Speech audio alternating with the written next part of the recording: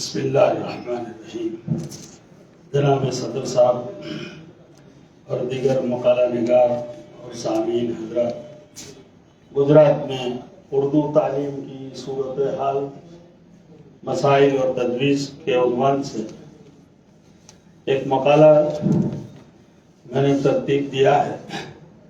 اس میں اکثر حصہ تو آج کا جو تعاون کرنے والے ہیں قومی کونسل برائے فروغ اردو، اس کے ایک رسالے سے میں نے اکثر مواد لیا ہے۔ ساتھ ساتھ میں اخیر میں کچھ میں اپنی تجاویز بھی پیش کروں گا۔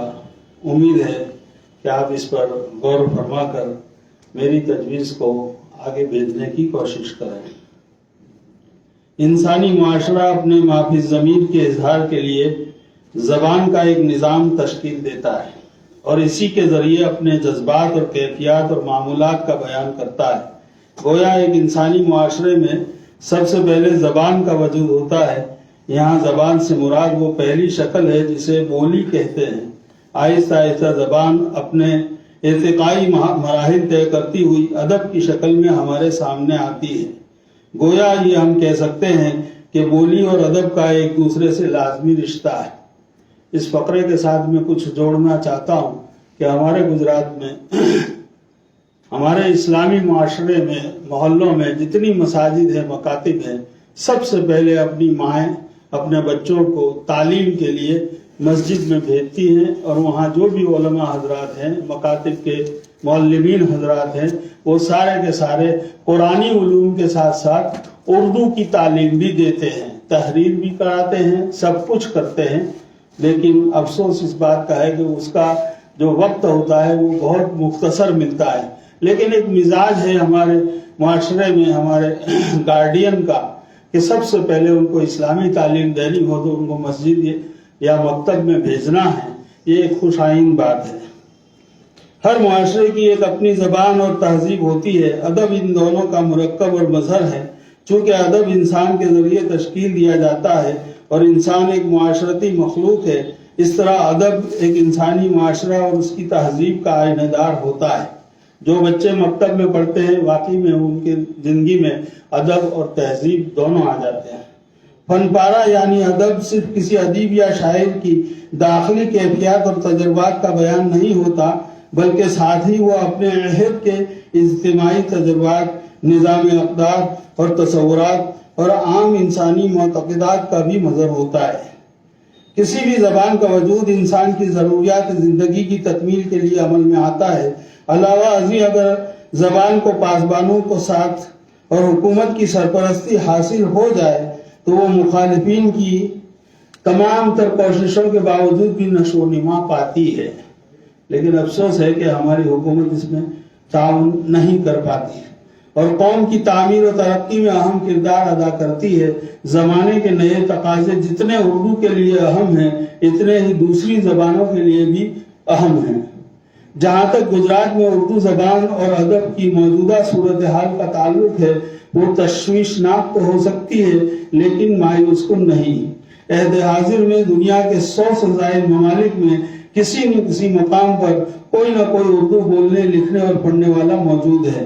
گویا اردو زبان کسی نہ کسی صورت پوری دنیا میں پھیلی ہوئی ہے، لیکن اس حقیقت سے بھی اعراض نہیں کیا جا سکتا کہ کوئی بھی زبان اس وقت تک ہی زندہ رہ سکتی ہے جب تک کہ اس کے بولنے، لکھنے اور پڑھنے والے باقی ہوں۔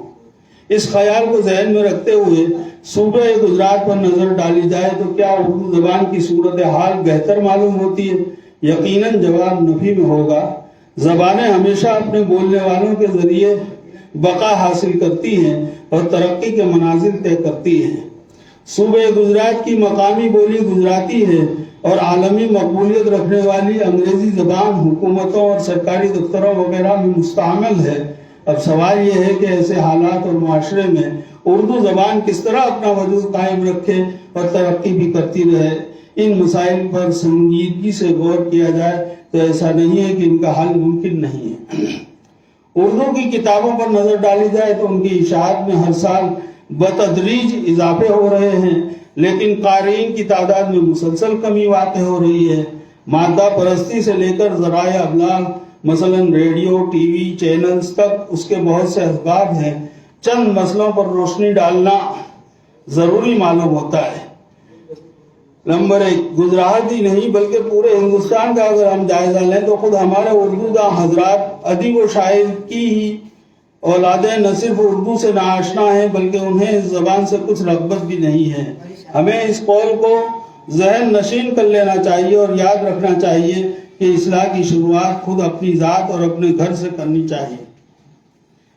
नंबर 2, उर्दू का एक मसला तालीम व तदरीस का है। मेरे पास पूरे गुजरात सूबे के आदाद और शुमार तो नहीं है, लेकिन जो कुछ अब तक देखा है और सुना है, ऐसे स्कूलों की तादाद बहुत कम है जिनमें उर्दू जबान बहैसियत निसाब प्राइमरी से लेकर सीनियर सेकेंडरी स्कूल तक हो। इसलिए तालीम व तदरीस को अव्वलीन अहमियत देना, खुसूसन ऐसे माशरे में जहाँ राब्ते की जबान मखसूस मकामी बोली हो, नागुज़ेर हो जाते हैं। उर्दू की तालीम के सिलसिले में बड़ौदा के सुलेमानी बोहरा तैयब जी के स्कूल मोहम्मदन एजुकेशनल सोसाइटी की गिराकद्र खिदमत का जिक्र यहाँ जरूरी है, जो काबिल मुबारकबाद तो है ही, लेकिन दीगर सहाबान कौम जो सरोवतमंद है उनके लिए बाइस इबरत भी है। इस सोसाइटी के 4 स्कूल हैं और चारों में उर्दू बहैसियत निसाब प्राइमरी दर्जे से लेकर सीनियर सेकेंडरी तक पढ़ाई जाती है। पूरे सूबे गुजरात में उर्दू के आला तालीमी मराकज सिर्फ 3 हैं: बड़ौदा का MS यूनिवर्सिटी, गुजरात कॉलेज और गुजरात यूनिवर्सिटी। इस सिलसिले में मदारिस को भी पहल करनी चाहिए और अपनी निसाबों की तदरीस में उर्दू जबान को जरिए तालीम बनाना चाहिए। मजीद एक मसले की जानिब और तवज्जो दिलाता चलूं कि मदारिस को चाहिए कि वो ऐसा बोर्ड भी कायम करें कि उनके यहाँ से फारिग तलबा की सनदें गुजरात हुकूमत के सीनियर सेकेंडरी की सनद के मुसावी हों, ताकि आला तालीम हासिल करने के लिए तलबा बराह रास्त यूनिवर्सिटियों और कॉलेजों में दाखिला लेकर अपनी तालीम जारी रख सकें। इस सिलसिले में गुजरात उर्दू एकेडमी को भी गौर करना चाहिए और हर मुमकिन कोशिश करनी चाहिए। उर्दू जबान का एक अहम मसला ये भी है कि बाद लोग इसे मजहब के साथ जोड़ते हैं। उर्दू एक जबान है और जबान अवाम की मिल्कियत होती है, किसी की जागीर नहीं। ये नजरिया कि उर्दू मुसलमानों की जबान है सरासर गलत है। तारीख शाहिद है कि हिंदुस्तान की इस महबूब जबान की नशोनुमा में मुल्क के तमाम मज़ाहिब के लोग, हिंदू, मुस्लिम, सिख, ईसाई, गज़ के फिरंगियों ने भी बिला इम्तियाज मजहब व मिल्लत इसकी तरक्की में अपनी खिदमत अंजाम दी है। ये हर उस फर्द की जबान है जो इसे अपनाता है। जिस तरह इस जबान में दूसरी जबानों के अल्फाज को अपने अंदर जज्ब कर लेने की सलाहियत है, इसी तरह इसने न सिर्फ मुहिब्बान उर्दू को कबूल किया है बल्कि इज्जत भी बख्शी है। मीर व गालिब हों या दयाशंकर, नसीम व रघुपति, सहाय फिराक गोरखपुरी, सआदत हसन मिंटो व कुर्रतुल ऐन हैदर हों या कृष्णचंद्र हों, राजेंद्र संघ बेदी, शमसुर रहमान फारूकी हों या गोपीचंद नारंग, हर किसी ने उर्दू जबान और अदब की खिदमत की है और उर्दू ने भी इन्हें वो इज्जत व वक़ार अता किया है जिसके वो मुस्तहिक थे। आले अहमद सरूर ने लिखा है कि उर्दू को ये इम्तियाज हासिल है कि न तो ये सिर्फ 1 या 2 रियासतों की हुदूद में मुक़य्यद है, न एक मजहबी गिरोह के मानने वालों में, बल्कि खुदा के घर की तरह इसकी बहुत सी रियासतों में बस्तियां हैं और उसके बोलने वाले या इसके समझने वाले कश्मीर से कन्याकुमारी और कलकत्ते से कच्छ तक फैले हुए हैं। आगे मैं खुद बतलाता चलूं, मकाले में ये नहीं है कि उर्दू बोलने वाले खासकर गैर मुस्लिम दूसरे मजहब वाले भी बहुत सारे हमारे फॉरेन कंट्री में खिदमत दे रहे हैं और वो सब के सब उर्दू बोलते हैं, वहां जाके उर्दू सीखते हैं। कईयों को मैंने भी सिखाया उर्दू, अरबी, कोई ईरान गया तो फारसी सिखाया और ये हमारे मुल्क की तरक्की के लिए है। मैं गवर्नमेंट से भी मुतालबा करता हूँ हमेशा कि ये सिर्फ हम अपने लिए नहीं करते उर्दू के फरोग का काम, और आपसे जो मुतालबा है वो ये है कि हम, जैसा कि आपने कहा, हम डिजिटल इंडिया में जी रहे हैं, स्किल डेवलपमेंट में जी रहे हैं। इंडिया का स्किल डेवलपमेंट बहुत अच्छा है और जो गल्फ कंट्रीज में जाते हैं वो उर्दू, अरबी और फारसी को लेकर जाते हैं। तो इसमें भी हमको डेवलपमेंट में, डिजिटल डेवलपमेंट में मदद मिल सकती है। اگر اردو زبان کو صرف بولی جانے والی زبان کے طور پر دیکھیں تو پورے ہندوستان میں رابطے کے طور پر تھوڑی بہت تفریق کے ساتھ اسی زبان کا استعمال سب سے زیادہ کیا جاتا ہے۔ تقسیم میں بر صغیر کے بعد ہندوستان میں دیوناگری رسم الخط کو رائج کرنے کے لیے اردو ہندی تنازع پیدا ہوا۔ رسم الخط صرف تحریری نشان نہیں ہوتا بلکہ ہر زبان کے رسم الخط کا اپنا ایک تہذیبی اور ثقافتی پس منظر ہوتا ہے جو اپنے اندر آہنگ، لہجہ، ایک مخصوص تلفظ اور تہذیبی شناخت رکھتا ہے۔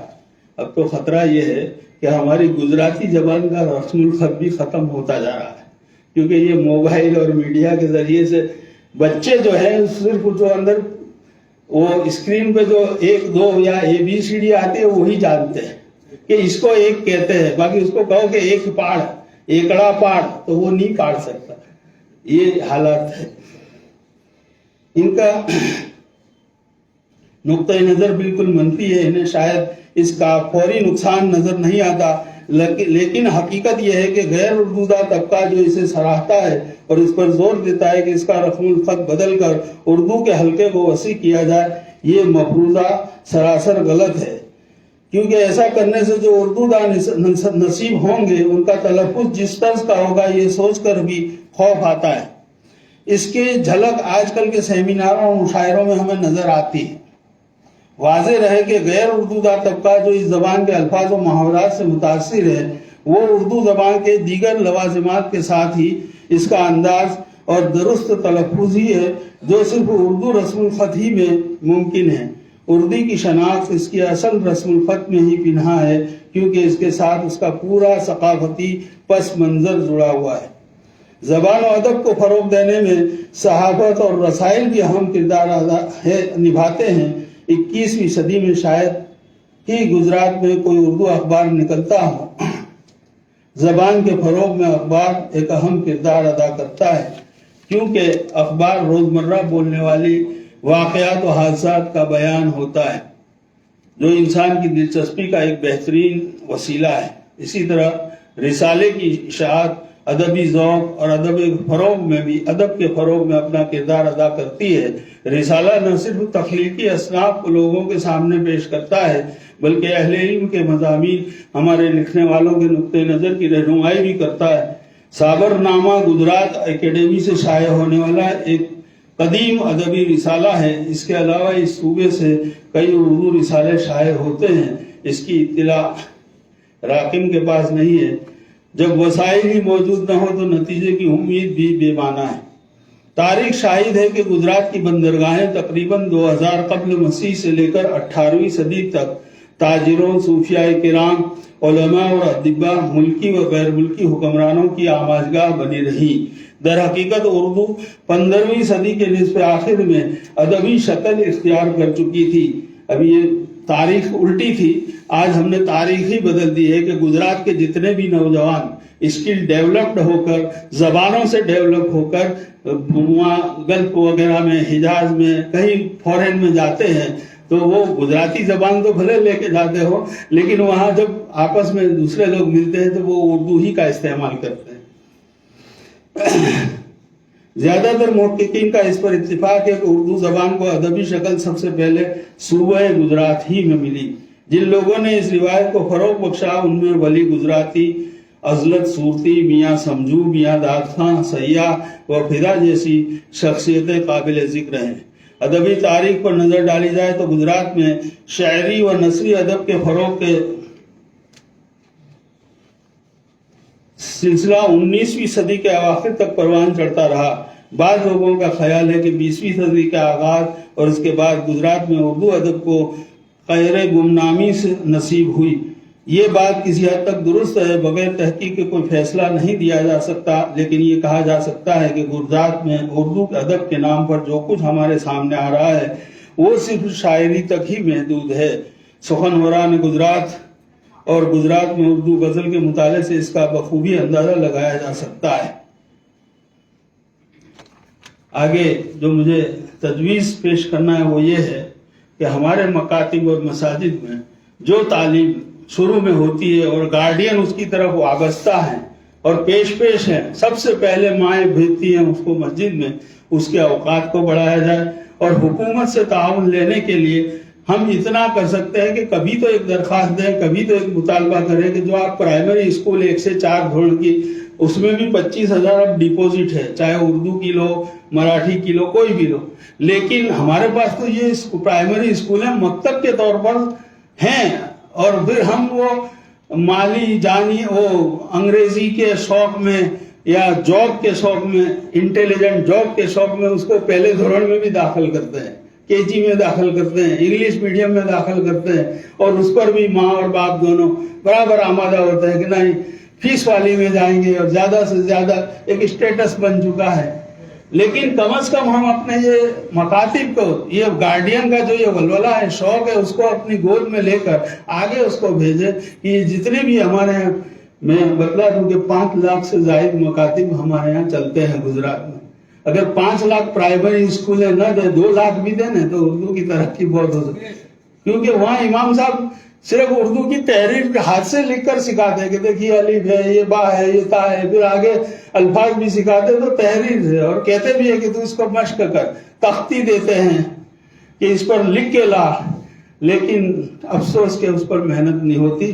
ایک یہ کرنے کی ضرورت ہے، حکومت سے مطالبہ کرے کہ جہاں اچھے مکاتب ہیں، مساجد کے پاس انفراسٹرکچر بھی ہے، کہیں کہیں تو مکتب کے پورے اسکول کی ٹائپ چلتے ہیں، بڑی بڑی درسگاہیں ہیں، لیکن تعاون ان کا ہمارے چندوں سے ہوتا ہے. اگر حکومت خالی اس کو یہ کہہ دے کہ بھئی یہاں سے پاس ہونے والا بچہ 4 دھورن ہوگا، اور بڑے بڑے مدارس، ہم نے ایک مدرسے کا دورہ بھی کیا ابھی صدر صاحب نے کہا کہ ایسے مدارس 100 سے اوپر ہیں جہاں 8-10 سال عالم فاضل کی تعلیم ہوتی ہے، جیسا اس میں آیا کہ اس کو سینئر سیکنڈری کا درجہ اگر حکومت دے دے، کیا بگڑ جائے؟ ہمیں نہ پیسے لینے ہیں، حکومت سے کوئی پیسہ نہیں لینا، لیکن اس کو سند دے دے تاکہ وہ آگے گریجویشن کر سکے، اور اس کو جاب لینے کے لیے اگر کوئی کام لینا ہو. حالانکہ اسلامی طریقہ یہ نہیں، جاب لینے کے لیے تعلیم نہیں لینی، تہذیب پیدا کرنے کے لیے تعلیم لینی ہے. تو انشاءاللہ یہ 2 تجویز میری ہے. اگر آپ صدر صاحب اور ہمارے صدبانہ ٹرسٹ کے شبیر ہاشمی صاحب اور آگے جو بھی مہمان آنے والے ہیں ان کے سامنے یہ تجویز رکھیں، اگر کچھ فائدہ ہوگا انشاءاللہ. شکریہ.